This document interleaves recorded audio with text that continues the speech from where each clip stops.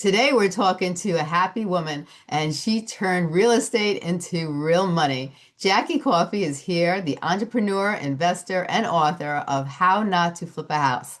We're going to talk to her about what actually works, what doesn't work, and how to build wealth without burning out. If conversations like this help you grow your business, make sure that you follow the podcast right now so you never miss an episode. Jackie is the founder of Jackie the Happy Investor. She teaches people how to build wealth the smart way, and she has a new course out. It's called Hustle and Flow into Millions.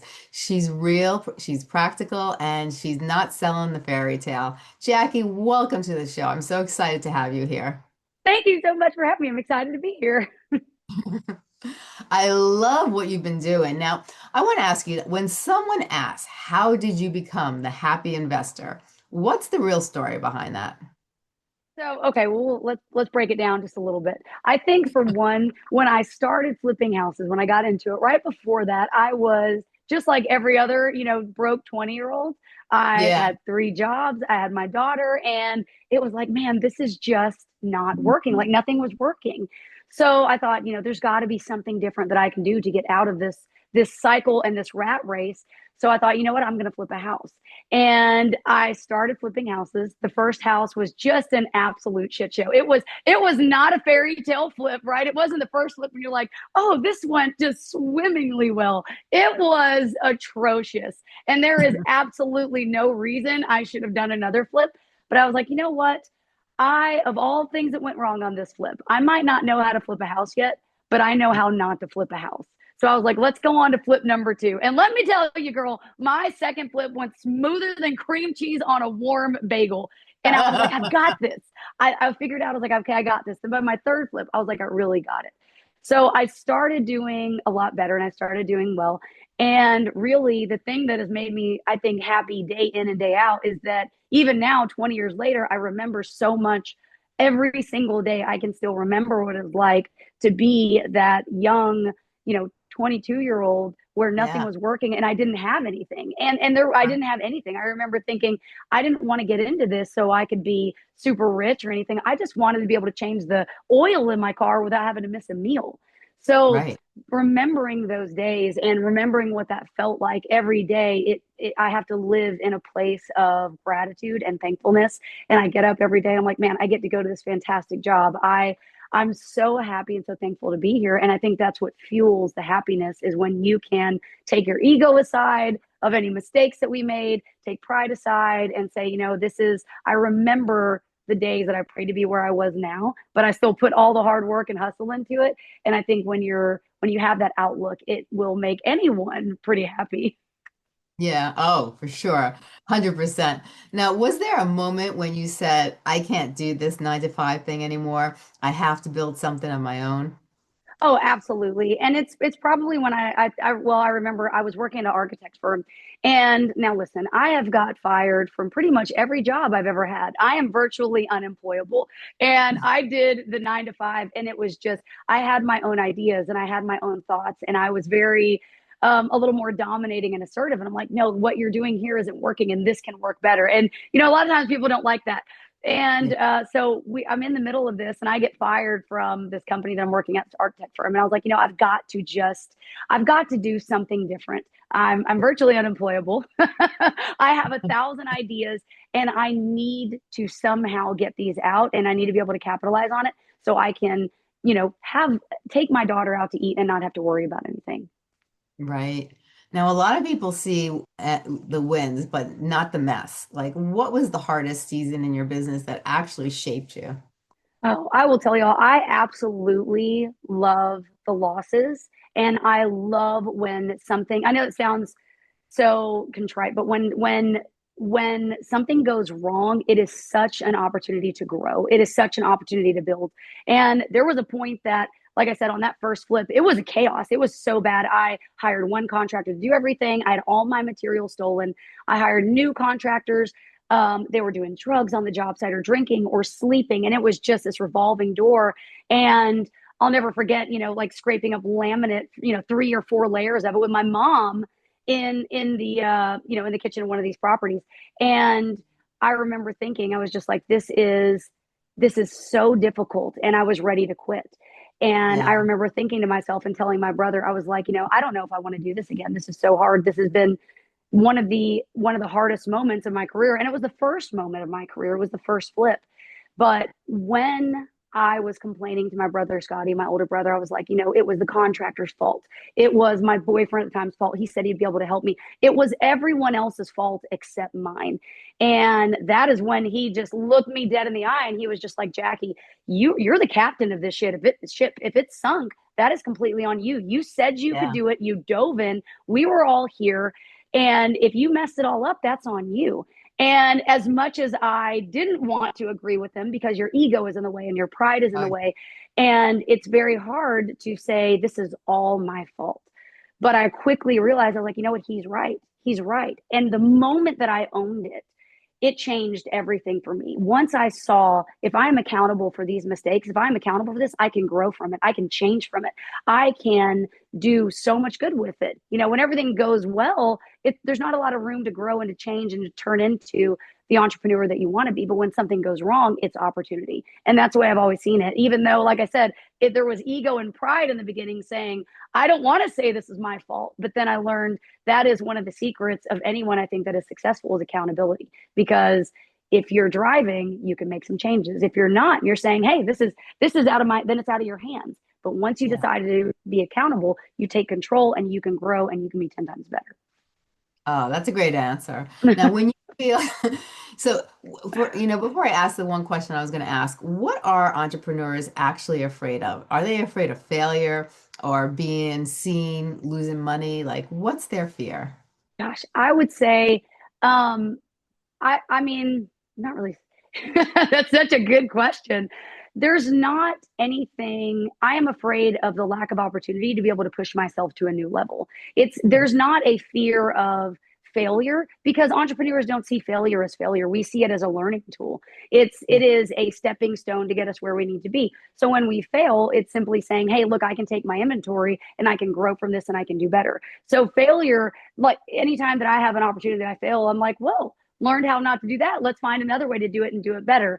So yeah, really, I think it is standing still. For me, I don't like to stand still. I don't, there is a peace in the chaos and the busyness and the going, going, going. I'm so opposite of so many people because there is a chaos to me in standing still. The yeah. movement is great, but when I'm standing still and I'm not working on anything or I'm not doing and I'm not growing and I'm not pushing myself, that is what I am the most afraid of. So I'm always filling up my time with new opportunity, a new way to grow. So standing still, I think, is the scariest thing. If I had to pick one, Yeah. Oh, I love that. Now, what's one belief that you see over and over that keeps people, smart people, from making money?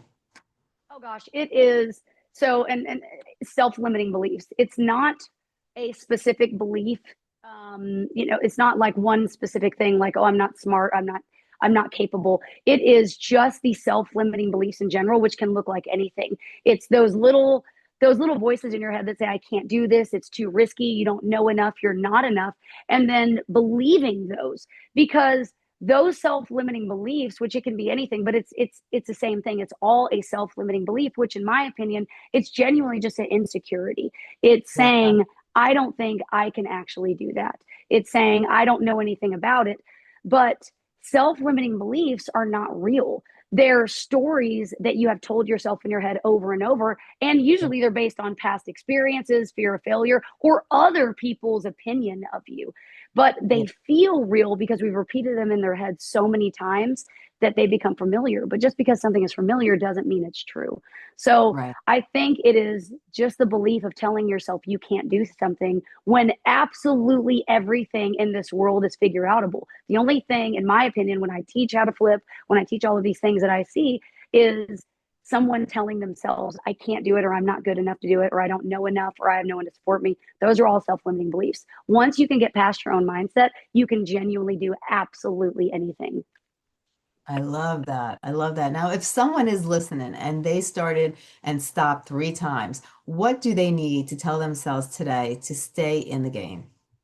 That to learn from those failures, We have every single successful person has failed at some point. I mean, oh, and I mean, I do regularly. I'll make mistakes. I'll, do something different on a house, or I'll do something wrong. I'm like, oh, I messed that up.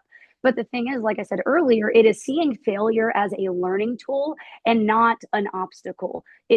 You see these stones in front of you, you're like, oh, this is an obstacle and I can't get past it. You need to change that mentality to do a switch and see it as stepping stones. You might Yeah. fall off, but you're going to get back up and you're just going to keep going. But don't think that you are alone in the failure, because we all fail. But not all investors, or excuse me, entrepreneurs are saying, here's all my failures. But if you talk to an entrepreneur and you say, hey, tell me about them, those are the stories that they celebrate. Because when you fail at something and you learn, when you fail, then you start to learn how to do it, and you try again, and you start to celebrate the failures just as much as you celebrate the successes, because they're such an integral part of the journey. And then, you just realize, and I will say this, you will, how do I put this into words? You will always be more proud of what you endured to accomplish the accomplishment than the actual accomplishment itself. It's not saying, hey, I won and I finally got it right. It took me 202 phone calls to get financing on my first flip. No one cares about the 202 phone call that did it. Everybody is always like, you made 202 phone calls. And I look back and I'm like, how did I do that? But it is the failures that you celebrate, and those become your origin stories. So the failures become a part of your success. Oh, that's so, so true. And you know what? A lot of people don't like to talk about their failures, but the ones who really succeed, they will go back and they'll tell their stories. And it really gives you inspiration and hope, and makes you realize you're not alone there. People are sometimes we're our worst critics, and we're so hard on Yeah. ourselves. But in order to learn, we're going to make mistakes along the way, and we will fail, but I don't even consider them failures. I consider Yeah. them learning experiences. And they gave us wisdom, they gave us strength, and okay, let's try again and let's see what we can Yep. do this time. But I tell people, don't call it quits just because, something didn't go the way you expected it. And, maybe you didn't succeed in one area. Some people just like it's hard for them to deal with, but it happens to everybody. Everybody. Everybody, every single one of us. And I mean, I will say this too. Every success story of every person you will ever hear, it is they failed and they kept going until they were successful, over and over again. And that's it. I mean, that's the formula, is that something was hard, you got over it, and you didn't quit. And that is every successful person that you will ever talk to. The success story ultimately is the same. You did Yeah. this, it was hard, but you kept going and you didn't quit, because you never know. Like, you never know if this day, like, I mean, I wanted to quit, but right after my first flip, I was like, this is madness. I put my Yeah. heart, my soul into this property. I made no real return on my investment. I Hmm. basically broke even. But then I'm sitting here thinking about it. I'm like, I wanted to quit. If I would have quit at that was such a pivotal moment. And it would have been so easy to say, this is so hard, I'm done. But I was one flip away. That's all it took, was saying, I know how not to flip a house. And it Yeah. skyrocketed my career. And there were still ups and downs the whole way. But it was that moment that I could have quit and should have quit. But I said, you know what? I'm just going to keep going. I love that. Now, why did you name it that? Like, what went wrong? I'm sorry, with what? Name it what? So, when it came to flipping houses, like, tell me one of your stories of like what went wrong, what did you do, what did you learn from it, and like how'd you get over it? Oh, okay. So, do you mean how did I name the book that way? Yeah. Oh, okay, that's what I was. I didn't know if you meant the course. Okay, so on the book, kind of like I said, after my first flip, I was ready to quit, and it was chaos, like I said, and it was so exhausting to have put so much effort into this and so much sweat equity, and just feel like such a failure. And Yeah. when I was ready to quit, like I said, my brother is the one that looked me in the eye, and he was like, "You can't quit. This is your ship. You drove it. You said you can do it." And Mhm. it really shook everything inside of me, and it changed my perspective. So that's when I said to myself at that moment, I said, you know what? I might not know how to flip. I don't know how to flip a house yet. I might not know how to flip a house. I genuinely did not learn how to do it, but I definitely learned how not to flip a house. So let's try it one more time. And then my second flip, I did extraordinarily well. But that is the origin of the book name. When I went to write a book with all of these failures, because that's what the book is. The book is 26 of the biggest mistakes I have made in my career. It's none of the success stories because we don't want the success stories, right? We want to Yeah. watch the movie and see the couple just in shambles and then they fight to get back to each other and then they you want the success story. But we need the meat in between. And I feel like that is so many of the things that I talk about is my failures. And that book is 26 of my biggest mistakes. So that's how it came about. And I thought that would just be one of the best way to learn is by learning from the mistakes as opposed to the wins. I love that. I love that because all the time, usually you hear people boasting about their successes and, this is how I became a success and I did this, this, and this. And you did the total opposite. You're like, these are the mistakes I made and you shouldn't make these mistakes. And that's actually really good because, a lot of times people don't know what the mistakes are. And so they have to learn the hard way where you're telling them right down, straight out, these are my mistakes. Don't do them. Okay, Yep. so you kind of help people, so they can have the successes in that sense. Yeah, and it really comes with I think like you just said, a lot of people want to boast about their wins and say, "Hey, here it is." But when you there is such a different side to yourself as an individual, as a mom, as a business owner, as a person in general, as a human being, when you have the ability to say, "You know what? I'm going to take my pride out and I'm going to take my ego out and I'm just going to look at things for the way they truly are." If no one is looking on social media, if nobody sees it, if I'm standing here and I'm really truthful with myself, when you are when like I said, when you can take that ego away and genuinely be truthful with yourself, that is when the most growth is going to happen, period. So for me, it was saying there is no ego in this, there is no pride, laugh at me, learn from me, and hopefully you can take yourself to the next level by being able to do that. I love that. Now, what's the biggest myth that people have about flipping or real estate investing? Okay. That it is so saturated and they can't get into it. I Hmm. talk to people, I teach people how to flip every single day. And I mean, it is one of the, in my opinion, the best career in the entire world because it's something that, say, you have a specific career that you like to do, you can still do this on the side. But there is such a belief that it's so saturated, everyone does it. Or not only that, but it's those self-limiting beliefs. It's the lies that we tell ourselves that maybe you don't know you're lying, but it is Yeah. getting past that mindset. So everyone says it's so saturated, I can't do it. And when they say that, they don't give themselves a chance to do it. So I'll be, in my area and I'm teaching people how to do flips. And they're like, oh, I see these investors over here and they just bought 3 flips. And these investors over here, they just bought 4 flips. And I just don't think I can do it. I can't compete with them. And I'm like, you just have to get 1 flip. Put the Yeah. blinders on. Don't worry about what they're doing. You don't need to keep up with them and just Mhm. try to focus on getting 1 flip because 1 flip will turn into five, five will turn into 10, 10 will turn into 50. I love that. Now, if a beginner came to you today and said, I want to start investing, what would you tell them to do, not to do actually first? Oh, this is so fun. There's so many things. So the first thing I tell people to do is do not use your money. Okay. You have to learn the art of leveraging other people's money. And that's what Mm, everyone wants to do. They want to say, oh, I have $20,000. Let me spend it all. And they assume yeah. that they need to spend it. And that's not what they need to do whatsoever. And these are things that I learned because when I started, I had no money. So I had to Right. find all the crafty ways around it because I didn't have any money. So Yeah. what I always recommend to do is get a hard money lender if you want to flip houses. A hard money lender is going to give you enough money to buy the house and to renovate it. And hard money lenders will look past credit issues. They will look past being inexperienced and they will look past you not having money. There's lenders that will do 100% financing. And that's what my first loan was. And I still get that now. So when people say, hey, I'm going to use all my money, you don't have to do that. You can use a tiny bit if the lender needs a little bit down, but don't go and buy. Let's say you have 100,000 in savings. Not everybody does, but some people have some money in savings. And Mhm. you can go and you can buy one house with that. Mm. Or you can use a hard money lender and you can buy 10 properties with that and you can scale and turn it into an actual scalable business. So don't think that you have to use all of your savings, touch your trust fund or or work extra hard to make $20,000 to get into this because you don't have to do that. Yeah. Oh, I love that. I love that. Now, what's one mistake that you made that actually turned into a big lesson or something or a big income actually later?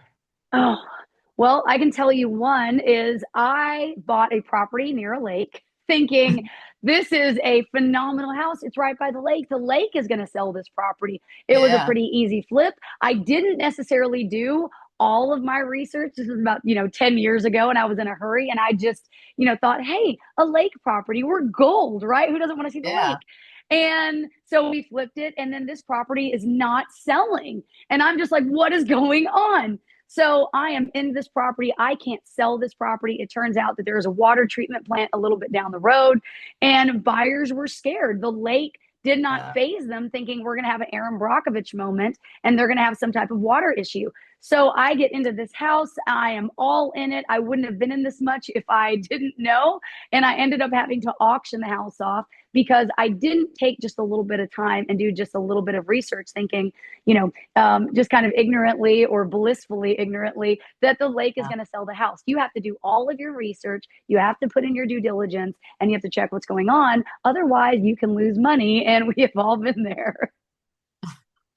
Oh my God, that must have been a nightmare for you. Oh my Oh goodness. yeah. Oh yeah. But I'll tell you even one little one. I think, in my opinion, probably one of the worst mistakes that I made, and again, it was an oversight, is I finished flipping this $1 million house, and it is a beautiful house. And we went all out. Like, I went all out in the appliances. I got Viking, I got Subwoof, I mean, everything. We spent 30 something thousand dollars on these appliances. It was like 30 or 40. So we're going on to the flip, and I go check on my contractors every day, right? And I'm like, let's go see what they're doing. And I'm never the last person to leave. So I don't think about this. The house gets finished. I go and I check it. I'm like, wow, this is beautiful, done. Going to meet with the realtor next week, and we'll get this sucker sold. So Yeah. the next day, a couple days later, I go back and I check it, and I go into the house, and all of the appliances are gone. And I am dying. I'm like, oh my gosh, they're gone. Someone broke in and stole all of the appliances. So I start looking around, but nothing is broken in. Nothing, there's no forced entry. There's no broken glass. And I start to think back, I'm the last person that leaves this house. And I am 99% sure I did not lock the door. So this is to this day, when I see a Viking or a Sub-Zero wolf, I cringe. I'm like, oh, I can't. Don't let me look at it. So, because at the Yeah. time I didn't have another $30,000 to put new appliances, so I had to go with nicer appliances, but not what was there. All because I forgot to lock a door. Now, we could Oh, go a level down and say that, maybe it was a contractor or something, but I didn't lock the door and I didn't take the lockbox off. So there's always mistakes to be made. right. And Oh. I've made them. I love it. Oh gosh. What's the difference between hustling and the kind of hustle that you teach? So everything that I teach, it is real. Okay. And I say that not that other investors don't teach something that's real, but I feel like so many of the times, and I'm not disparaging anyone, but I've heard other people talk, and I just feel like there's so much buildup and there's so much fluff, and they speak in a language that normal people that are just getting into this, they don't understand yet. They don't speak the language. They talk in real estate terms, they talk in realtor terms. And I think that's a really frustrating thing when you're trying to get into something if you don't understand. So the way that I teach everyone to do things is on a real normal basis. I teach things that if a 14-year-old could do it, or read my course or anything, or my books, or they wanted to learn how to do it, they can do it. They understand from start to finish. So I teach about the hustle. And I think a lot of people use hustle like it's a bad word. I love the word hustle. Growing up, it was like you had to hustle, you had to figure it out. And Mhm. that's what I had to do to get into this business. I had to figure it out. I didn't have any money or credit or experience. So I had to hustle and find the crafty and creative ways. And that's what I teach people to do. I'm like, you know what? Sometimes you might have to bend the rules a little bit. Sometimes you're going to do this. And it's okay. You're not doing anything wrong, but don't think that you have to be this perfect person that knows everything. Start now, start messy. You're going to learn 80% of what you need along the way. So stop waiting for perfect timing. And that's what I teach them. I teach them it's okay to be a teacher. It's okay to be a single mom or a single dad. It's okay to be whatever it is that you are. You don't have to pretend that you're being something else. You don't have to pretend that you speak the language. It's okay to be new. It's okay to not know, because when you start to do it, you're going to learn 80% as soon as you do it. The rest, the other 20%, you can Google, you can get a course, you can find out, but you don't have to pretend. Or, and I know people say fake it till you make it. I don't like that. Don't fake it. Yeah. Just be who you are and learn along the way. And it's okay to be green. You don't have to tell all your lenders, hey, I'm as green as the grass outside and I don't know what the hell I'm doing, because that's what I would say before. But I Yeah. learned when you're calling the lender, you give them the numbers, you tell them the details, and you sound confident, and that's all that you're going to need. So I teach them how to hustle like a normal person, because that's what we all are. We're not in the age of faking it till we make it anymore. Right. I agree with you. I definitely agree with you 100%. Now, what does flow look like for an entrepreneur who's still building? Because a lot of people think that flow only comes after you're rich. Oh gosh, no. Oh no, no, no. So as we're moving and as you're building, it can be a slow process. It depends on the Yeah. person, and it depends on what your goals are and what your wants are, because some Right. people, they might want to full-fledged do this full time, and others say, you know what, I want to keep being a teacher and I want to flip at the same time. So you don't have to have a specific flow or be a certain way. You have to say, first off, it is okay to set your goals for what you want. You're not on anybody else's time. You're not on anybody else's itinerary. You can do this your way, and you don't need anybody else's permission to do it. So as Right. you start going, you just start building one by one. And as you feel more confident, then you do the next one. And as you feel a little more confident, then you can scale up. You know, I started with single family homes, and then I started moving up to multifamily, then to apartments. I have some commercial. So as long as you're starting with the base, you can grow however the hell you feel like growing. You don't need Right. anybody's permission. You don't have to have any permission. This is the biggest thing. Everyone, I feel like when they talk to me about this, they're waiting for someone to say, yes, you can do the next flip, or you can buy two at once. You have the freedom to do absolutely anything you want and grow at your own pace, whether it's fast or whether it's slow. And either one of them are perfectly acceptable. I love that answer. Now, what's the core moves that you're teaching in your course to start moving toward $1 million results? The biggest thing that I teach, one, is about hard money lenders, because a lot of people don't are not they're just not aware about a hard money lender. I wasn't aware Yeah. about a hard money lender until I went to the library and looked it up, and I was like, wow, this is someone that can will give me enough money to buy it, and this isn't somebody Yeah. who'll give me enough money to renovate it. And I try to teach that this is a very good thing, because people think when they hear interest rates or points, it scares them. But I show Yeah. them why it is one of the best things, because if you go to a hard money lender and say, hey, I need $300,000 to buy this house and to flip this house, and the numbers are good, they're going to Yeah. say, absolutely. Who else in the world can you go to and say, I need $300,000, and they don't need your W-9s, or excuse me, your W-2s? They're not asking you for all your bank statements. They're not saying, are you employed or are you self-employed? That doesn't matter to them. What matters to them is the deal. And if you have a good deal, then you can get the funds. Money genuinely grows on trees in this industry the moment that you look at where it comes from. And money is the easiest thing to get. So what you got to do is find a house. And Yeah. that's what I teach people. I show them how to find houses. I like on my on my course and on TikTok, I show them, hey, here's 70 different ways to find houses, because everyone tends to say, oh, there's no houses available. I'm like, no, I bought six last week. There is. And not only that, but I posted one of the houses on TikTok that as I did a walkthrough, and like five or six people were like, I looked at that house and I didn't get it. I didn't think it was going to be a good deal. So they're everywhere. And I teach people how to see that, how to see the houses, how to see the deals. Because when you're new, you think, oh, I'm just getting these deals off MLS.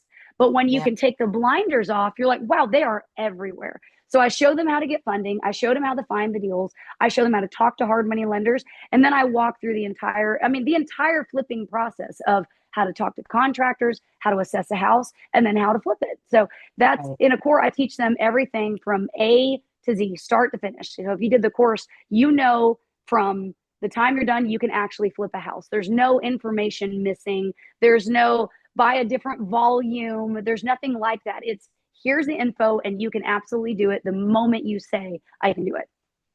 Oh, I love that. Now, who did you create this course for? Like brand new entrepreneurs or already making money type people? What, but what to, what to scale, what not to scale? Like, who is this really meant for?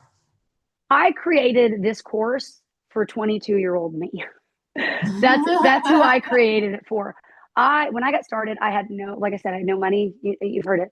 I had nothing, and Yeah, I didn't have a mentor. I didn't have anyone to help me. No one around me knew anything about what I was doing. And then the people that did hear me were like, you can't do that. And it's not that they think I can't do it. It's that they think they can't do it, and they are reflecting that on me. So yeah, it is the motivator, it's the friend, it is the person that you didn't have saying that you can do it. It is for someone that is tired, like I said, of not being able to change their oil without having to worry about missing a meal, because that's where I was at. And it was for that person, and I did it at such a good rate. I said, you know what? I want people that are brand new, that know absolutely nothing about this, how to get into this, and not have to need anything else, to not have to go find advice. They can always message me. But I created for all the single moms, the single dads, the people. But not only that, I work with NFL players that are professionals. I've worked with hip hop singers that, I mean, we have done this together. They flipped with me, and they might have had money, but they had no knowledge and they needed it baby stepped. So it is for absolutely anyone that wants a change and wants freedom and wants to make some money. I feel like now in society we're afraid to say, hey, I want to make money. It's somehow become this dirty word, but we all need money to live.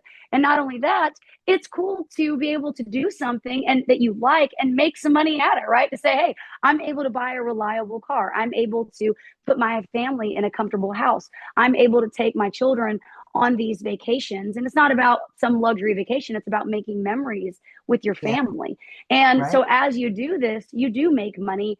And I don't want to say it's not for the sake of making money, but in my opinion, the more money that you have, the more time you have. And that's how you get to live on your own terms. That is how you're going to get to financial freedom, but to just freedom in general, of saying, I'm not tied down to a desk. I can get up, I can go to Starbucks, get a coffee, I can go into the office, I can drive around, see what my crews are doing.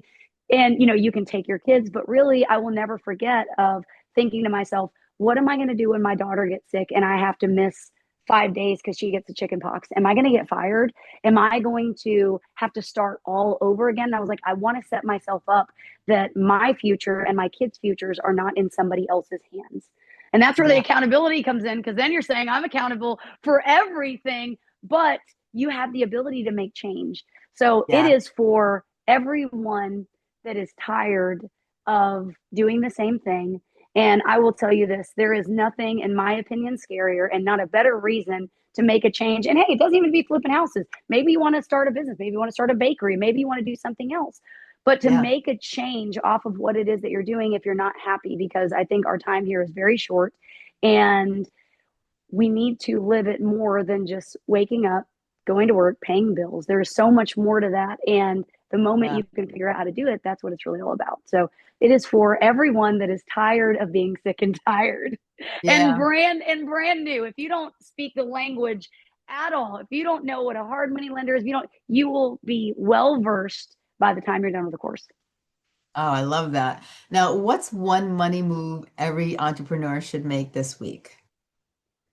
Don't Okay. Don't spend money on dumb shit. Okay. I'm sorry. I gotta be real with you. I If love you it. are an entrepreneur, you need to learn how to prolong success. You need to live like you are not successful, so later you can be successful. I work with Right. so many new entrepreneurs and I do flips with them. I'll help them and they'll make $65,000. They'll make $80,000. And the first thing they do is go buy a $15,000 purse or a Porsche or something like that.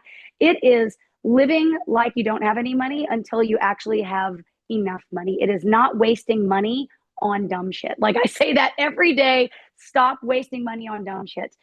Invest in yourself, invest in your company, stop wasting money. And if you waste money, you will, I mean, if you're not, most people don't pay attention to all of the little purchases, but if you take your time, add it up, and that's just with normal entrepreneur stuff as well. I'll have people that want to start, but they're nervous. So they start Yeah. spending money and doing their time on busy work. Oh, I've got to go get color coordinated files. I've got to go buy tape for the office. I've got to do this. That's all busy work, and it's nonsense and it's bullshit. Yeah. You need to do the things that are going to make you productive and make you grow. Save the busy work for Friday when you're handing out people's checks, and do it Right. then. The rest of the time, you need to be in hustle mode. I love that. Now, what's one thing they should stop buying and stop doing because it's not moving them to wealth? Same thing. um, here's the thing: you can buy whatever you need, but it is to not be wasteful. A lot of entrepreneurs, especially ones that are flipping houses, Yeah. they have in mind of doing luxury flips and luxury finish outs, and that is one of the biggest mistakes. I think that's really one of the first and biggest mistakes I see new entrepreneurs that are flipping houses make, because they want to put a $20,000 kitchen in a house that's going to sell for $150,000. It's Right. unnecessary. So you need to do everything with a medium grade finish. Just a nice brush nickel is good, because someone else is going to buy that house. They're going to come in and customize it to their liking. So you just make it nice and modern. But it is not being wasteful of the money that you do have. That is one of the most important things. And it's not focusing on busy work, it's focusing on productive work. Right. I love that answer. Now, what's the mindset you want women in business to walk away with after hearing you today? You 1000% do not need, and we're talking to women, okay? So let me be clear, my ladies here, because we're all in the same boat. You don't need anyone's permission to be great, okay? You don't need anyone to say now is the time to do it. You don't need anyone to say, hey, pat you on the back and you get up and go and do this. You need to be your own motivator. You need to say, you know what? I am good enough. I am smart enough. I will learn everything else along the way, but you don't need your husband's permission. You don't need your parents' permission. I think as women, we tend to want someone to back us up and say, you know what? You're doing the right thing. That's never going to come. You've got to get up and decide, you know what? I am ready for something new. I'm ready to change, and get in the mindset that failure, even after you fail, is not an option. I'm going to go. If I stumble, I'm going to fail quickly. I'm going to take my ego out. I'm going to get over it, and I'm going to Yeah. keep on moving. I'm going to keep on. And I have this thing. I mean, basically, this is the same thing I tell my kids. If something big goes wrong, if you make a mistake or something big goes wrong, because everybody is emotional, even if they act like they're not, even as entrepreneurs, I am. And I've had things go wrong. But what sets me apart from a lot of the other entrepreneurs that I know that are struggling is the emotions when something does go wrong. If Yeah. something goes wrong, I give myself one day, right? If I don't give myself 5 minutes and say it's time to get over it. But if something big happens and it shakes you up and it rattles your world, say, you know what? I'm going to be upset about this today. I'm going to be mad. I'm going to be sad. I'm going to cry. I'm going to do whatever emotion I need to go through. And then tomorrow morning, I'm going to get up. I'm going to take a shower, and I'm going to wash that shit off, and I'm going to find solutions, and I'm going to make changes. We cannot stay in the pity mode. When something goes wrong, if you fall, fail. If you fail or fall, you fall fast. Get up, say, oh, well, that sucked. And then you just keep on going. That's it. We're not going to have the pity party. We're not going to have the ego. You're not going to have the pride. If you fall, you just get right back up and keep going. I love that answer. That is so great because so many women have to ask somebody and they need their approval and they need, and it's so good when you can step into your own shoes and I don't need someone to say, "Yes, that's a good idea. Yes, that's the right thing to do." And you're Yep. you're just sure of yourself, you're sure of who you are and you just go for it and do it. I Yep. love And it. even I'll say this, and even if you're not completely sure of yourself and who you are, that's okay. Start messy. You don't have to know everything. You don't need Yeah. permission, but just start messy. Just start. All you've got Yeah. to do is start making even it's a couple of phone calls a day. It's finding a realtor. It's saying, you know what, I'm going to drive around looking for a couple of houses. Yeah.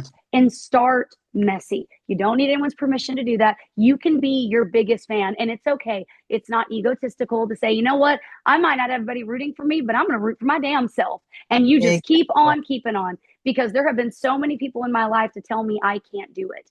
And I Right. just said, you know what? I am in my lane. I am doing this because at the end of the day, whether it's your husband or your parents, the end of the day, it's just you versus you. And you want to get through not life. You don't want to, we're not talking about way down the road.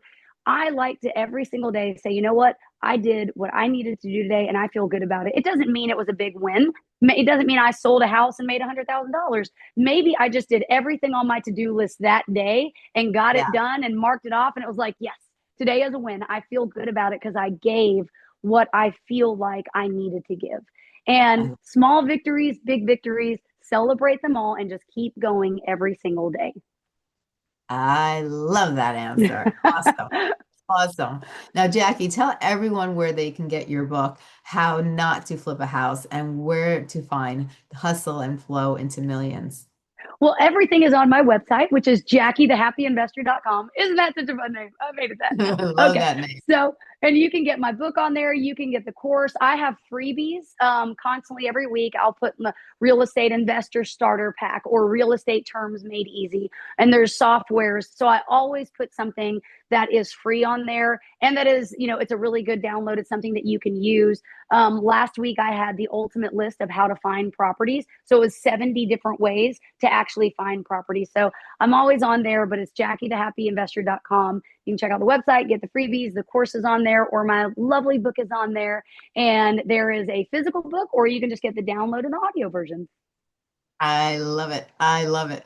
Now, if you enjoyed this conversation, everybody, I want you to follow the podcast and share this episode with another entrepreneur who needs the real talk, not the highlight reel. I love this. You have been amazing, Jackie. I love that you started out with nothing. You worked your way up. You believed in yourself. Even when the mistakes occurred and the obstacles came, you didn't give up. You just kept going and going and going, and you weren't going to stop because you knew what you wanted and you had it in your heart and you were going to do everything in your power to make it happen and become a reality.